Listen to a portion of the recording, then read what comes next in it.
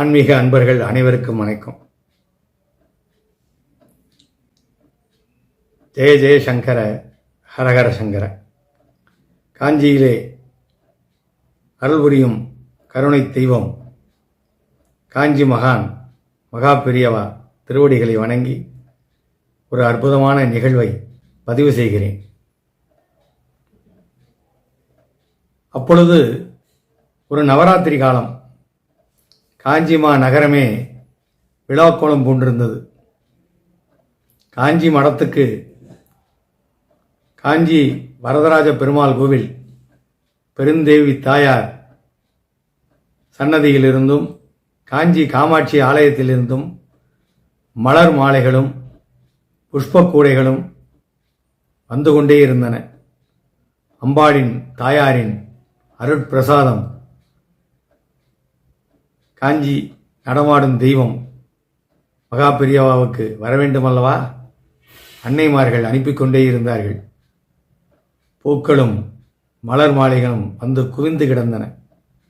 அவையெல்லாம் காஞ்சி மகானை நவராத்திரி வாரத்தில் தரிசனம் செய்துவிட வேண்டும் என்று தவிப்போடு ஆவலோடு பக்தியோடு அவருடைய கடைக்கண் பார்வை கிடைக்காதா என்று காத்து கொண்டிருக்கும் பக்த கொடிகளுக்கு கொடுப்பதற்காகவே காஞ்சி மடத்தில் வந்து குவிந்திருந்தன.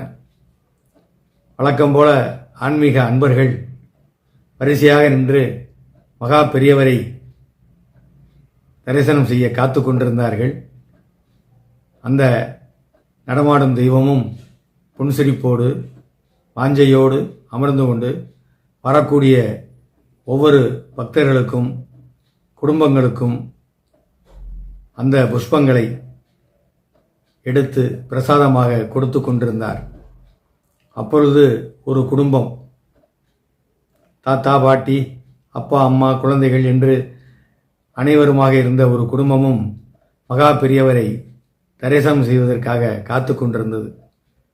அவர்கள் அருகில் வரவே மகா பெரியவர் அந்த பூக்கூடைக்குள்ளே கையை விட்டு ஒரு தாழம்பூவை எடுத்தார். அதை பார்த்ததும் அந்த குடும்பத்தில் உள்ளவர்களுக்கு சிறிது தயக்கம்.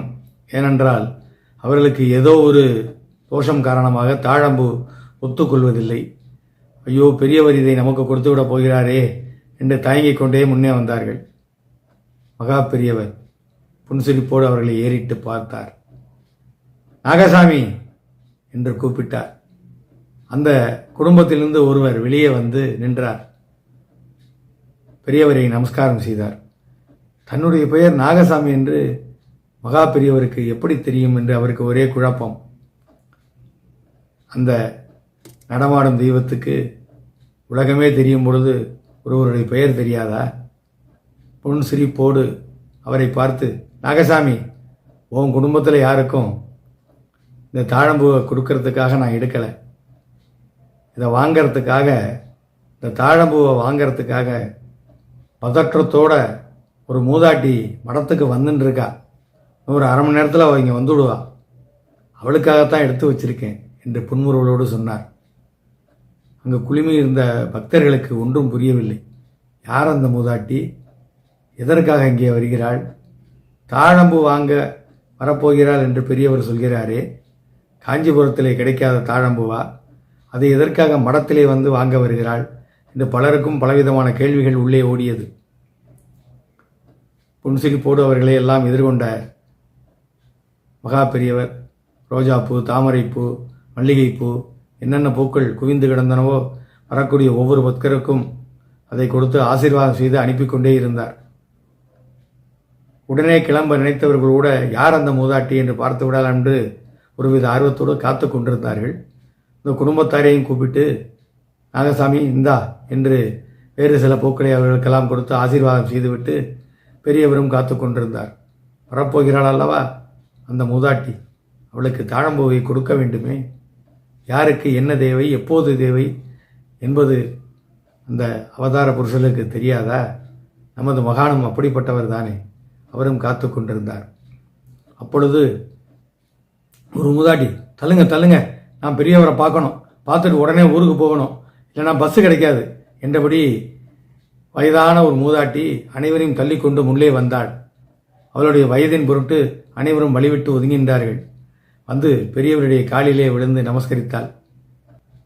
நீ தூசி மாமண்டூரை சேர்ந்த பெண் தானே? எதுக்காக அவசரப்படுற? கவலைப்படாத. உங்கள் ஊருக்கு போகிற பஸ் எடுக்கிறதுக்கு இன்னும் நாழி ஆகும், கவலைப்படாத என்றபடி அவளை பார்த்து சிரித்தார். அந்த மூதாட்டி ஒரு அரற்றலோடு அழுத விழிகளோடு பெரியவரை நமஸ்காரம் செய்துவிட்டு புலம்ப ஆரம்பித்தாள். பெரியவா, சாமி, உன்னை பக்கத்தான் சாமி ஓடி வந்தேன். என் பேத்தி இன்னைக்கு பார்த்து தலையில் தாளம்பு வச்சு பின்னிக்கணும்னு ஆசைப்பட்டுச்சு. அதான் நான் காஞ்சிபுரம் போகிறேன், அங்கே அப்படியே உனக்கு தாளம்பூ வாங்கிட்டு வர்றேன் அப்படின்னு சொல்லிட்டு வந்தேன் சாமி. ஆனால் எந்த கடையிலையும் தாளம்பூ இல்லை. அதான் உன்னை பார்த்துட்டு போகலாம் அப்படின்னு இங்கே வந்துட்டேன் சாமி. நான் என் பேத்திக்கு போய் என்ன பதில் சொல்ல போகிறேன்னு புரியல. போனோன்னே என் மூஞ்சியை தான் பார்க்கும் என்று பரிதவிப்போடு அந்த மூதாட்டி கூறினாள். புன்சிரிப்போடு அவளை ஏறிட்டு பார்த்த நடமாடும் தெய்வம் தாளம்பூவை கையிலே எடுத்தது. கவலைப்படாத, உன் பேத்திக்கு தாளம்பூ இங்கே தயாராக இருக்கு, இதை கொண்டே அவகிட்ட கொடு, கவலைப்படாத என்று ஒரு ஆப்பிள் பழத்தையும் எடுத்து அந்த தாளம்பூவையும் அந்த பெரியவளுடைய அந்த மூதாட்டியினுடைய கையிலே கொடுத்தார். அந்த பெண்மணி அழுது அரட்ட ஆரம்பித்து விட்டாள். சாமி, எனக்கு புரிஞ்சு போச்சு. நான் உன்னை பார்க்கணுங்கிறதுக்காகத்தானே காஞ்சிபுரத்தில் எந்த கடையிலையும் தாளம்பூ கிடைக்காம என்னை இங்கே வர வச்ச. எனக்கு நல்லா தெரியுது சாமி. எனக்காக இந்த தாளம்பூ எடுத்து வச்சிருக்கிய. என்ன இங்கே வந்து உன்கிட்ட ஆசீர்வாதம் வாங்கிறதுக்காக மற்ற இடங்கள்லாம் தாளம்பூ கிடைக்காம இங்கே என்னை வர வச்சியே. உன்னை நான் என்ன சொல்கிறது சாமி அப்படின்னு காலிலே விழுந்து மீண்டும் மீண்டும் நமஸ்கரித்தாள். அந்த கருணை தெய்வத்தின் காருண்யத்தை எண்ணி மனசு குளிர்ந்து போனது. சுற்றியுள்ள அனைவருக்குமே ஒன்றும் புரியவில்லை.